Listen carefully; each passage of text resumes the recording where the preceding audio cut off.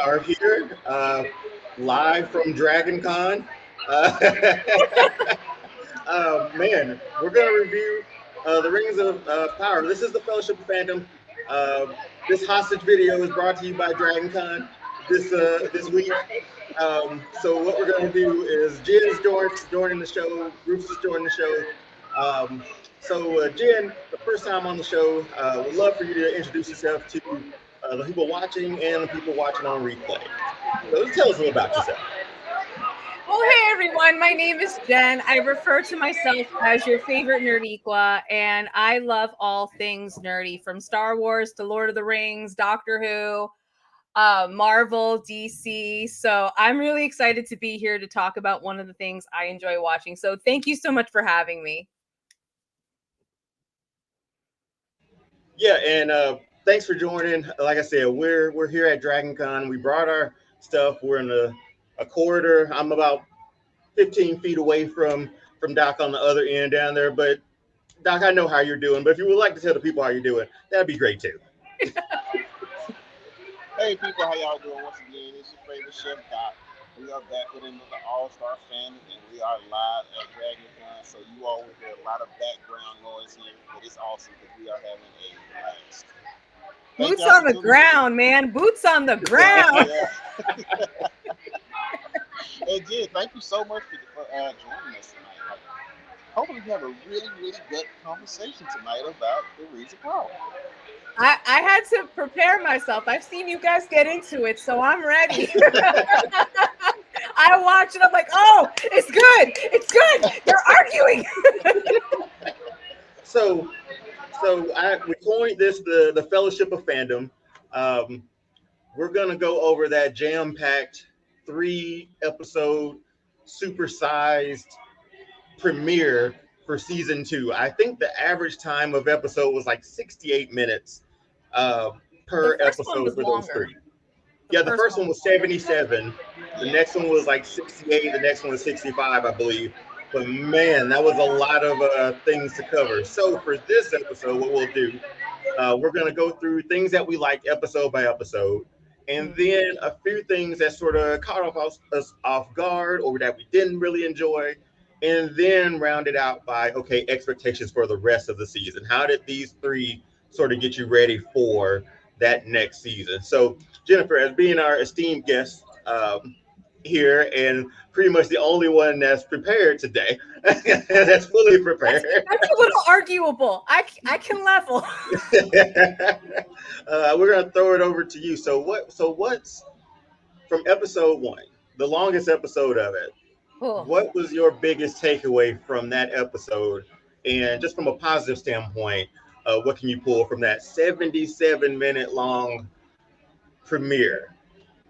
I think for me, especially as a person and the way I view storytelling visually, whether if it's through movies or what we now call streaming TV, I really liked how they connect everything from season 1. I really appreciated that they took the time to give us just a quick rundown of what season 1 was, and then you instantly saw how everything connected and what it was building to. I also liked how we went back in time to the Second Age, I believe it was, and we saw some of Sauron's beginnings and how it led to where we were in season 1. I think that was really great to see. Some other positives, just to get through quickly. I'm a big also music fan, so I'm loving the score and how it's just setting the tone for everything we have been seeing. So yeah, that's just such a positive. And then for me, seeing certain characters come back in that I did not expect, the beautiful Poppy, mwah, I love you. So just, I think that's in the second episode. I'm getting a little ahead just because I'm still going off of everything because it was so jam-packed. I'm gonna take more time to rewatch this weekend to see a little bit more. But from episode 1, that was definitely my big positives, how they connected everything and gave more context to where we were in season 1 and where we're heading into season 2. Yeah, there was a lot of backstory that I thought that was really cool. It I love the positive that the positive, at least for me, was seeing that backstory of Sauron and how he changed facial, like the features changed and all that stuff. So it was really cool to see. Doc, what do you think about what was that and some takeaways from that, or just in relation to what Jen said? So this is how I'm feeling about it thus far. I 100% agree with you on the film score. A little known fact about me, I haven't been so I've been playing music since like before, I even thought about watching movies. So my thing is, I find myself having feelings for sorrow. Like I'm enjoying his character, and that's crazy for me because I did not like anything about him in the movie or like his story. I just like this evil piece of trash. You know. Now I'm like, okay, he's actually doing this so he can, in his mind, change the world and make it better for through his perspective. So I'm enjoying the story and the journey that is kind of taking its own right now. Now, the first three episodes that we got, it was a lot to take in.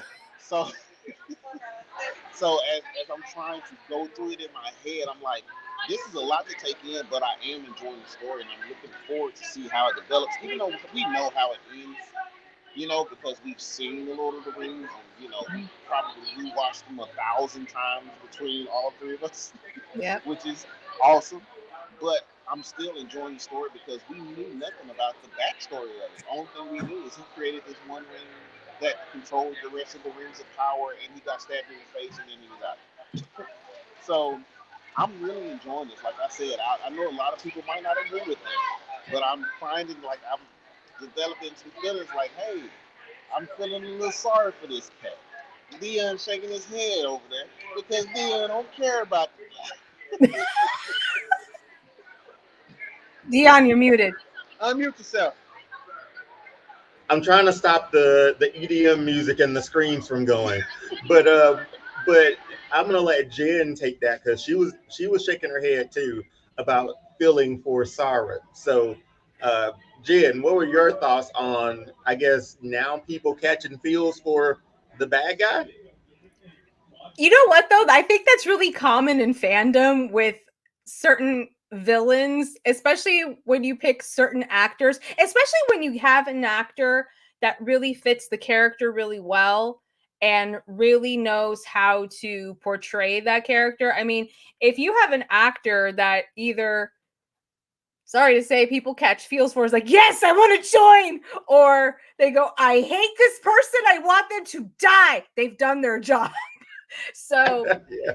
but I can understand what he's saying because it, if unless you're really familiar with the books, and I believe which is the appendix, or it's a different word that happens after the original writings of Tolkien that actually goes back in time and talks about all this as well that they pull Hmm. from. um this is really cool to see in live action, like the true unfolding of Sauron and his power and how he manipulated everything and everyone, to which leads up to the Hobbit and the Lord of the Rings, all the way up to his destruction. So the fact that we're getting this story, I think it's a really cool angle to see. And I'm look like I'm from that perspective, I am enjoying that because we get to know more about him. Because it's like with anything in fandom where a certain percentage of fans will say, you're just telling me that this person is bad or these people are bad and this side is good. Why? Here you go. Here's why. This is the He's reason why. Yeah, no, that's a great take from that. It was again like a really jam packed first season, but I feel like, and we'll talk about the rest of the episodes. I feel a like all three seasons are like a prologue sort of thing to sort of get you ready for the rest of the second season. I feel like that's what I took away from the majority of this first week's premiere, but just from a fan perspective of like, okay, now I know the backstory of this character that was so feared. It's almost like seeing Darth Vader for the first time in Rogue One. Well, Yes. and that Yes. feeling, that's the Darth Vader in our minds that we think of when Mhm. we think Darth Vader, but we've never seen him that way.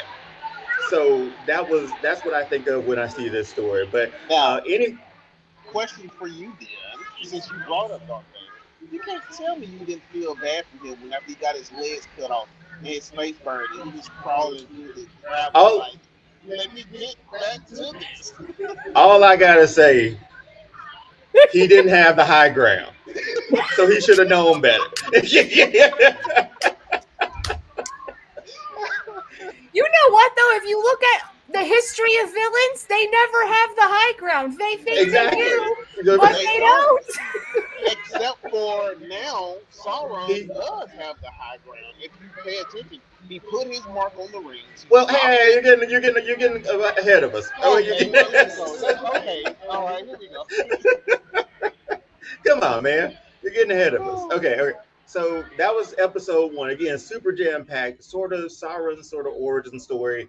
I thought that was pretty cool. The fact that he was killed and the way that he came back, I think that's a positive too. I liked Oh yeah. how he was just like Venom, pretty much, just going from just slithering around, trying to build his body back, and that was a really cool scene to sort of see that. Feel bad for the lady on the horse and carriage, but man, she had her last drink. That's all I can say. But it was tough seeing that. But that just shows that to me. After that, I was like, that's the villain. That's the bad guy. Let me not forget that that's the bad guy in this. And I don't think Doc remembered that he's the bad guy. I So, remember he's the bad guy, but that don't mean I can't have feelings for the cat.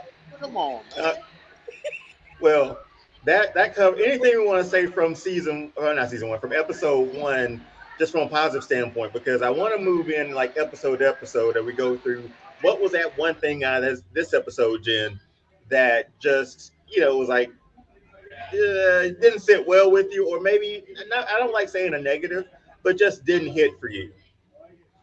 I think it's really hard to say with these three episodes right now, honestly, as a whole, just because we still see some things that are being set up that I think are Hmm. necessary. So I don't think at this point I can give a real negative just because we're still building a little bit.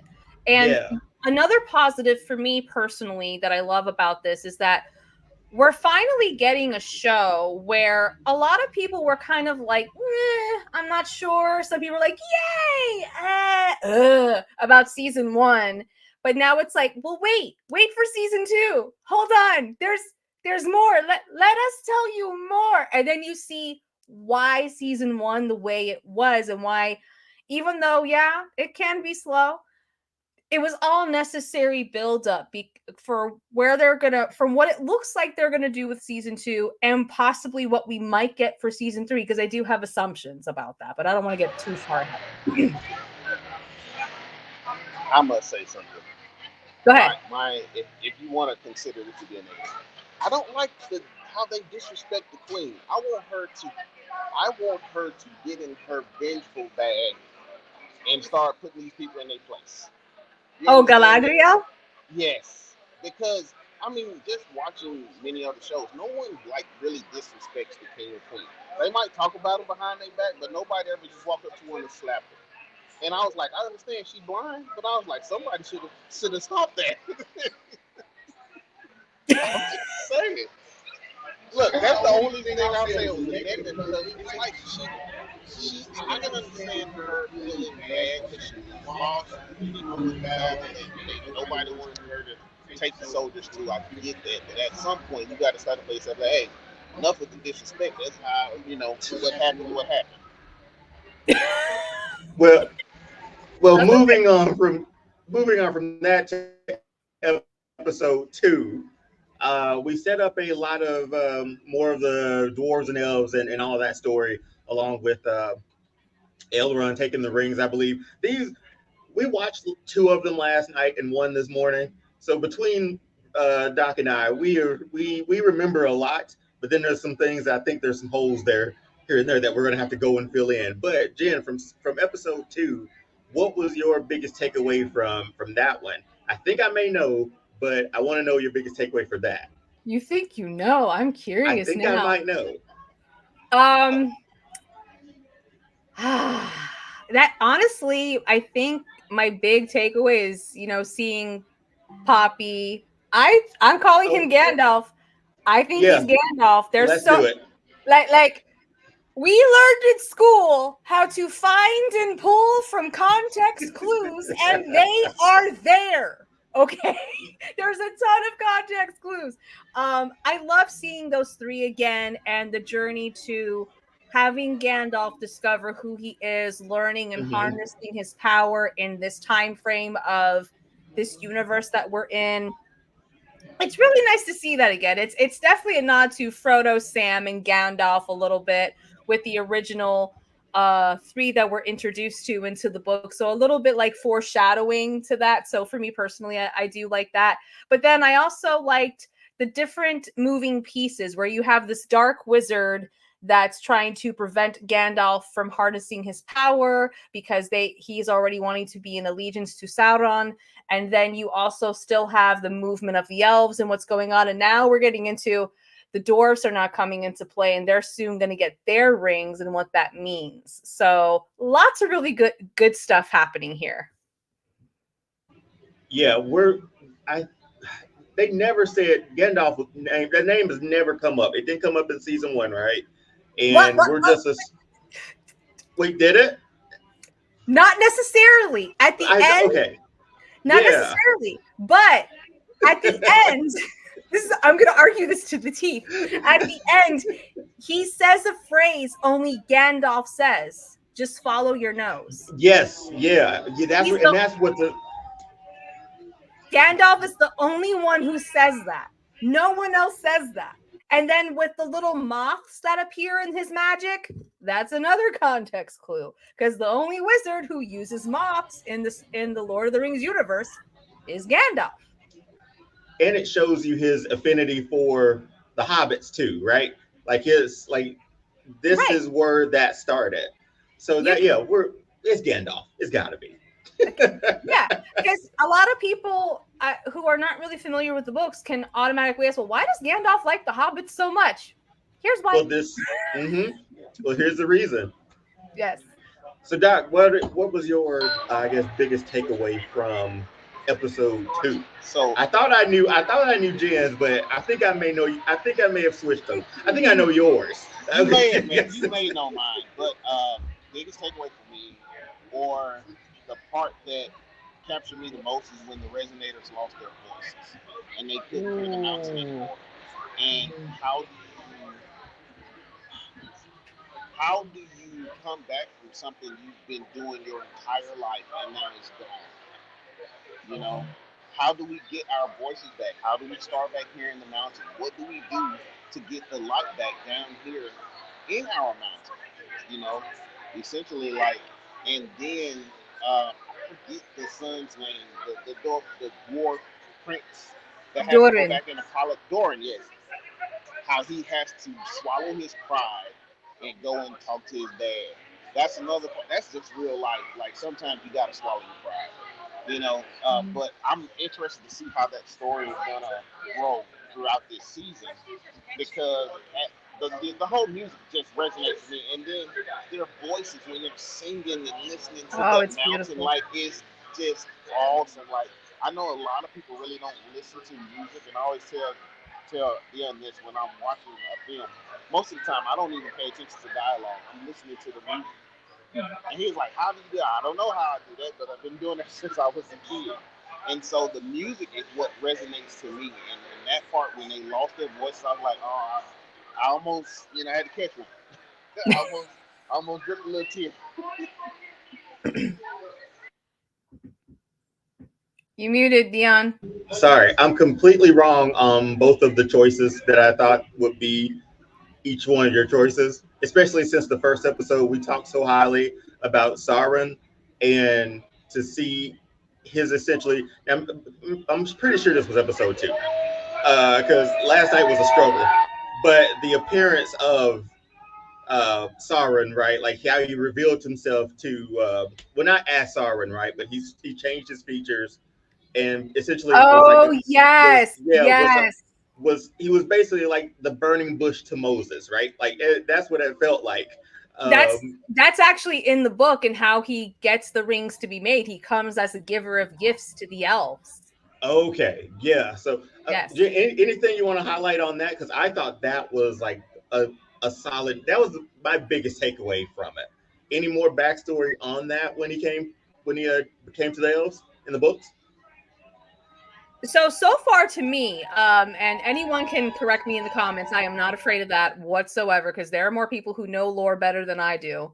Um, it to me it really holds up, and it as far as seeing this in the story live action, this is where we can really see that the tide is turning because now he's coming as the giver of gifts. He's it's from episode 1 to episode 2, we're really seeing him live up to I have many names, because that is one of the things that many people talk about Sauron is that he is one of many names, and we're actually seeing it visually, which is really cool. So I thought that scene was just like, I'm watching it and I'm like, oh, here we go, the beginning of the end, here it comes. Yeah, And there's no turning back after this. no, Yeah.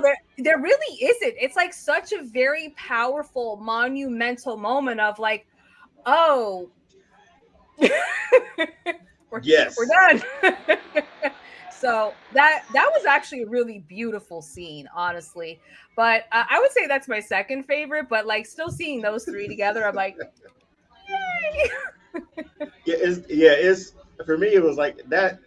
That was gonna be the piece that I bring out. Like if I think of Sauron from here on out, like that image there is gonna be like that beginning image for me for some reason.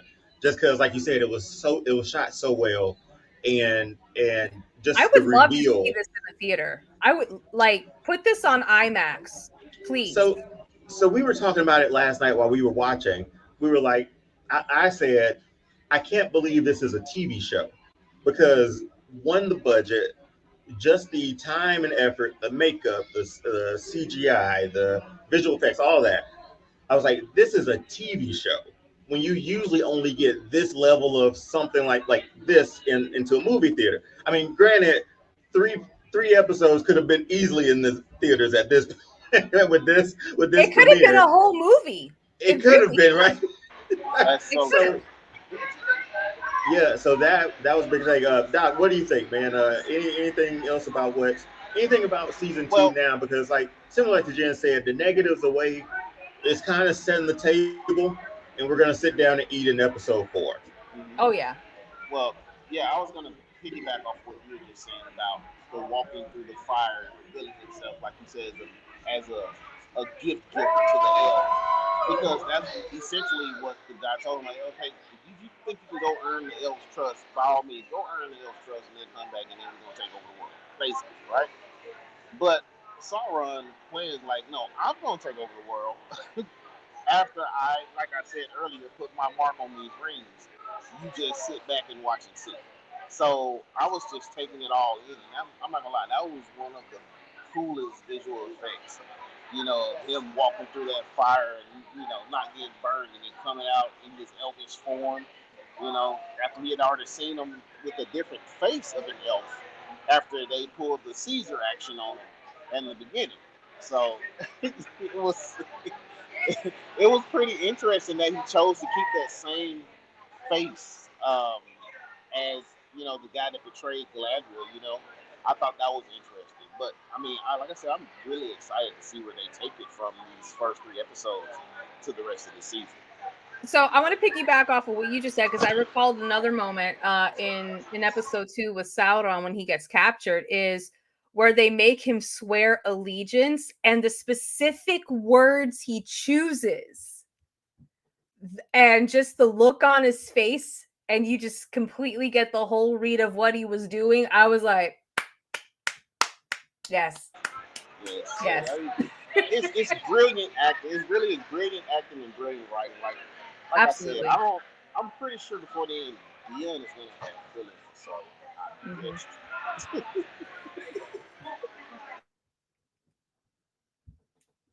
You're muted, You gotta Dion. say that again. Our There you go. Can you hear me? yeah, there you go. No, I said it's brilliant acting and brilliant writing, and I said by the end of the series, you're gonna have feelings for Saul.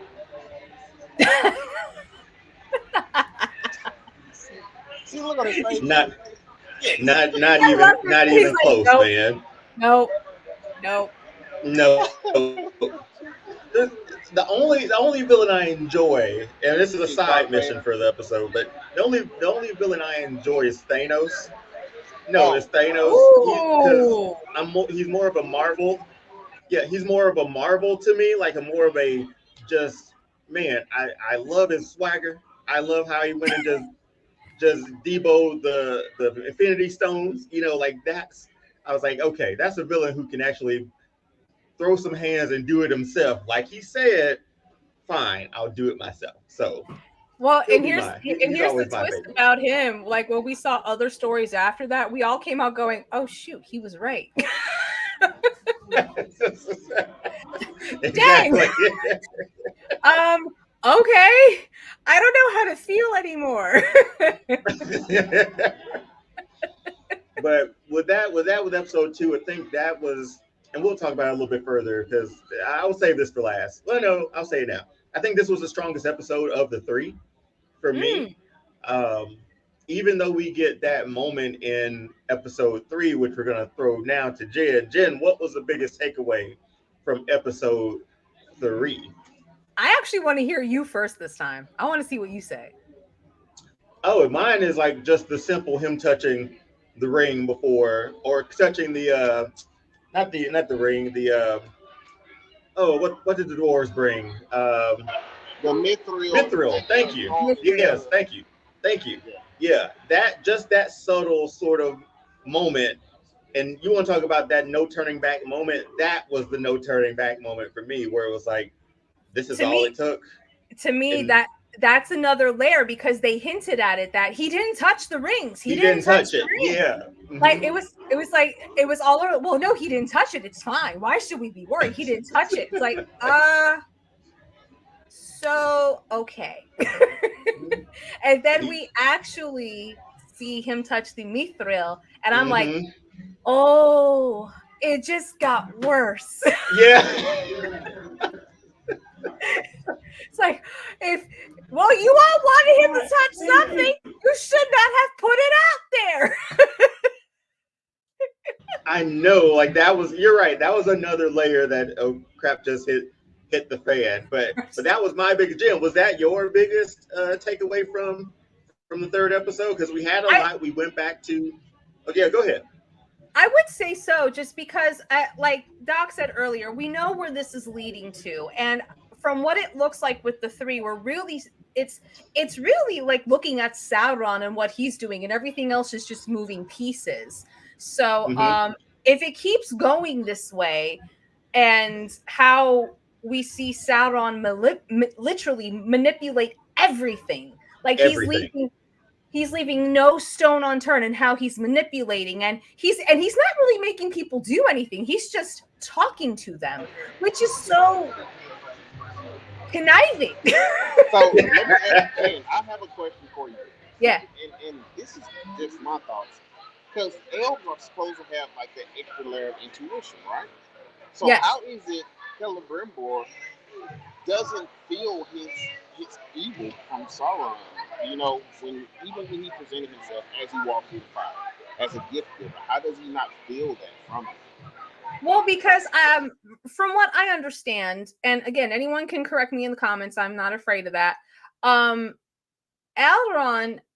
has the gift of foresight, and I don't believe all elves have that gifting, because later on also Elrond also ends up wearing one of the rings later down the road, because he becomes one of the kings of the elves. So and it's also going to be really cool if, I don't know if we're going to see that in the show, but how that being a possibility, because right out the gate he's like, no, why are you all doing this? No, which it shows his wisdom and about that. So, and you have to remember too, when we saw in season 1 with Celebrimbor and Sauron in his other form, and how he just came in as an injured person and just needing help, and came in with Galadriel. It's like, okay, if you know Galadriel and she trusts you, I'm gonna trust you.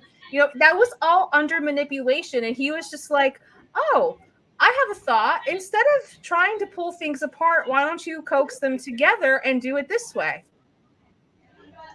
It Oh, was it that's a was great clever. idea. Yes. It was clever manipulation. It's very clever manipulation. So, and it just actually shows how, because the other thing too that we learned about Celebrimbor with his dream and his vision about crafting something so magnificent, like this new character we got introduced to, I can't remember his name, but he's very pivotal, the one who makes the boats, who's one of the older elves and very wise. He basically said that I remember him hearing talking about this for years and years and years, and he finally did it. So there's some vanity in him, which is a weakness.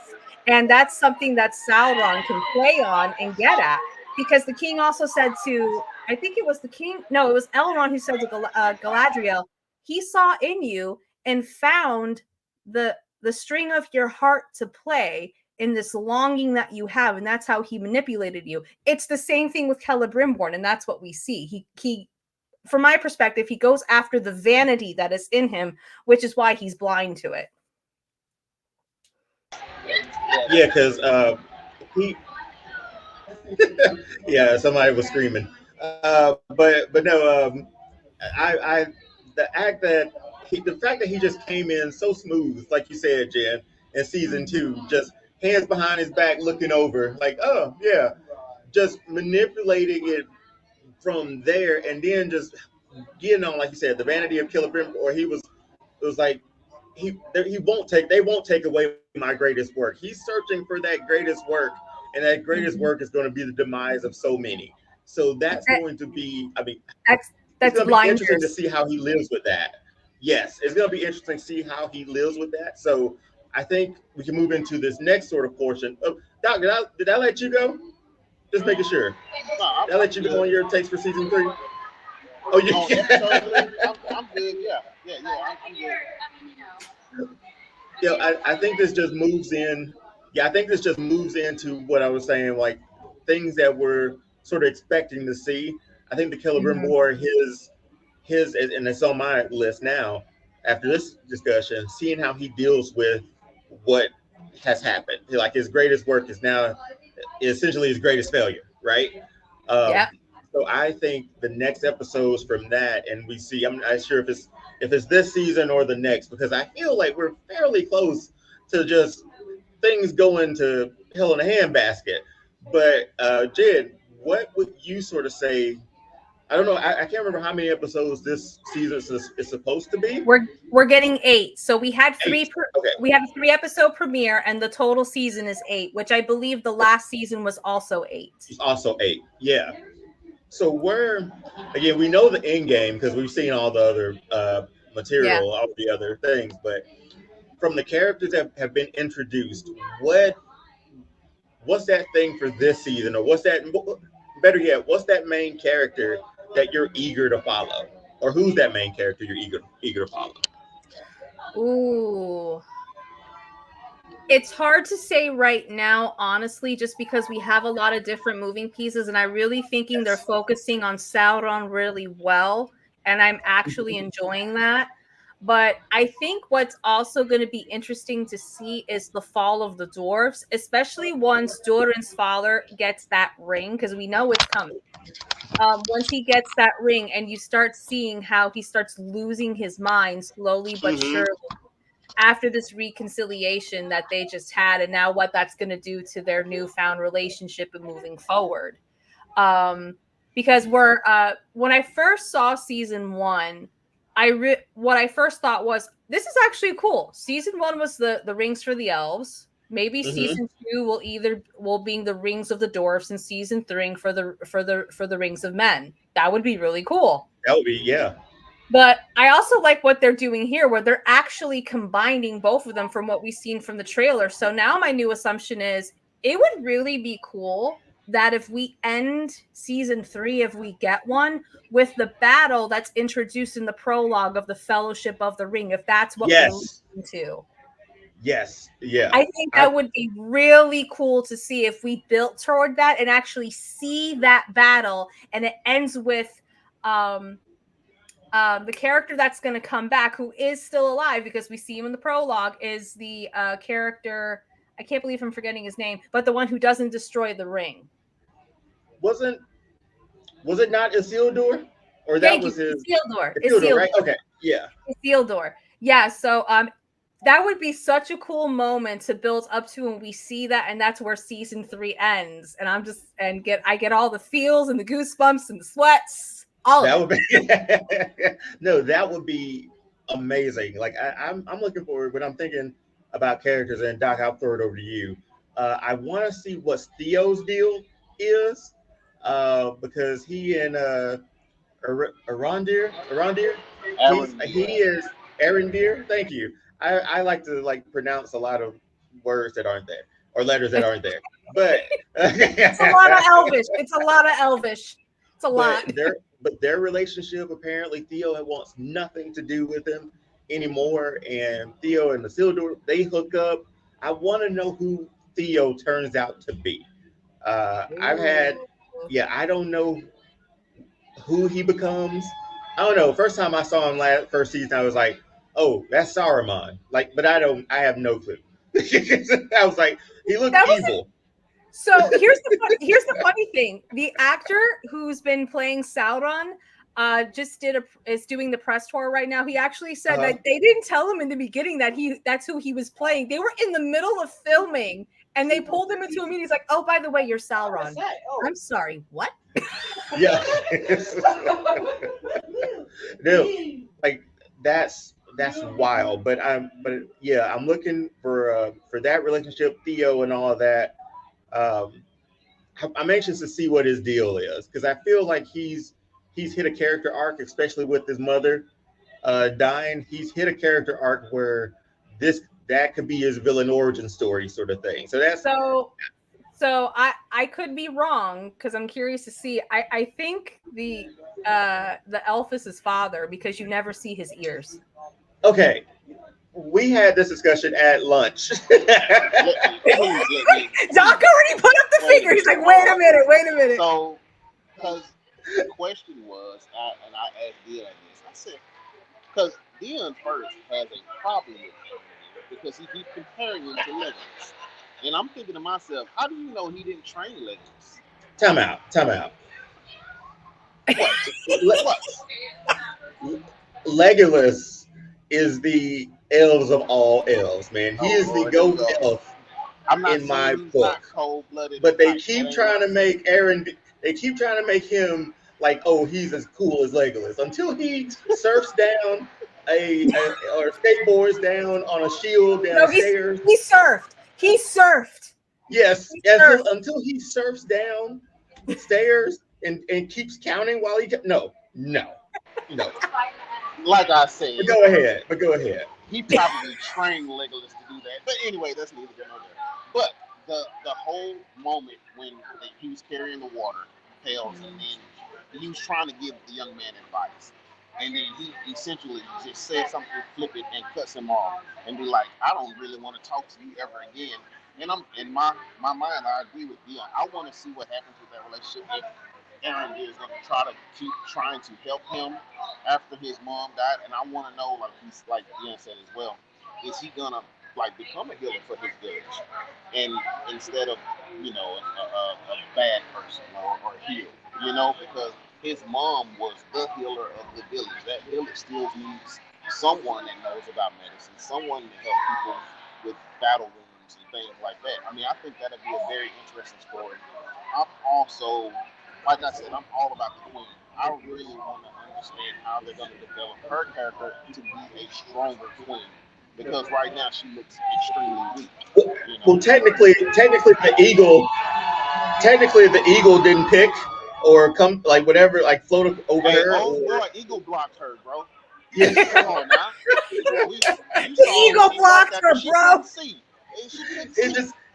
But it took one guy in the crowd, man. That's what I know now. It takes only one person to get anything going. Like you start a chant, like a slow clap. Hey, side mission, like starts it. With just one chair. That's all it takes. Just throw the chair. One chair. But I'm more stuck on Jen saying that we've never seen Theo's ears. like this makes me want to go back and watch season one The because if you watch the entire season one, no matter how much that child got thrown around, rolled around, got into tunnels running from a troll, the hair did not move from the ear. Okay, I You are haven't had 100% correct. I never thought about that. like I haven't had hair in a really long time, but I remember how hair moves. It didn't move from the ears. completely agree. But I think my expectations, and I think we got into a little bit, is Yeah. just let's see where these characters go. Again, where they had to use first season to sort of set up this world of Lord of the Rings and present their problem there. I feel like Yes. these first three episodes really like connect everything. I will say, just for me, it was a little slower in places. I wish it was a little bit more fast paced, but again, it's setting the table to for us like these three episodes. Set the table. You got it all. We'll see you back. Maybe I guess so every Thursday night, uh, Yes. and we'll show off like what we have now. Uh, so I'm looking forward to that aspect of it. Anything else, Jen? Throw it to you. Anything else that you want to highlight from these first three episodes, or and maybe any sort of we went over anticipations or anything, but just any more takeaways from these first three. I mean, like I said, I think at the top of the show, I really like what they're doing with all the setup. I think the setup is necessary, and I'm really Mhm. curious to see now from episode 4 how it's going to move because I really liked how they connect everything. I think that was really important to do. Um, but at the same time, it is a lot of information, which is like another way for us to go back and rewatch so they get the views so they could do season 3. Ha ha ha, called marketing. So, tactics kind of involved. So I think they did a really good job with laying the groundwork for the 3 episodes. I really think it's too soon to say any negatives right now. Let's let Mhm. it breathe. And as we continue on, we'll just see what happens. Let's just enjoy the ride. Yeah, and Doc, I'll throw it to you. Any final thoughts? I'm gonna be honest with you, I'm just excited to see where they take us. So I'm gonna be glued to my little screen every Thursday, waiting to see what happens and just to see if, like I said before, if Celebrimbor is really gonna pick up on this guy's a little evil, you know, like if his pride is gonna allow his intuition to read this guy. You know what I'm saying? I'm really Mhm. interested in that story. Um, and like I said, another little just the romantic side of it. See if the queen and her knight is gonna hook up. But that's just me. Well, I'll close out with this, and then we'll go over all the socials and stuff like that. Jen, favorite character in this series? Oh. Um mm, honestly, uh it's Doran's wife. I forget her Yeah. name. Okay. I forget her name. She actually Uh, reminds me. Her uh, name is Disa. Disa, thank you so much, Disa. I think Disa for me is one of my favorite characters. She actually reminds me of one of my best friends because the way she acts, talks, it reminds me of her marriage with her husband because they're always making me laugh. I'm like, oh my gosh, I'm watching my bestie. I'm like, how did you get in this show? I love it. So for me, I really love her and just the way she calls people out and everything. Like, you're both stubborn. That's one of the yeah. many you have in common. One of you, stop being prideful. Pick. I'm like, So, Doc, what about you? Who's your favorite So character you so already far know in my this favorite series? character is Aaron Deere. You already know that because he saved himself. He ain't asked no help. He went through all of them people with just a stick. Wrap this up. Come on. Stop hating. Less than stubborn. Okay, mine is funny that you say Disa because Durin, I enjoy him on screen. I will say this too. It's a toss up between him and Elrond because I really liked Elrond in the first season. their He dynamic was so good.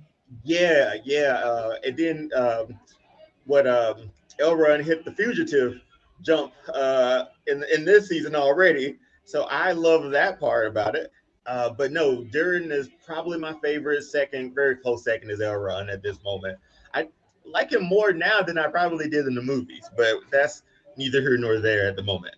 But if that's everyone's sort of a last and final thoughts on this, I want to close this out. Again, we've been on location Dragon Con. We brought everything.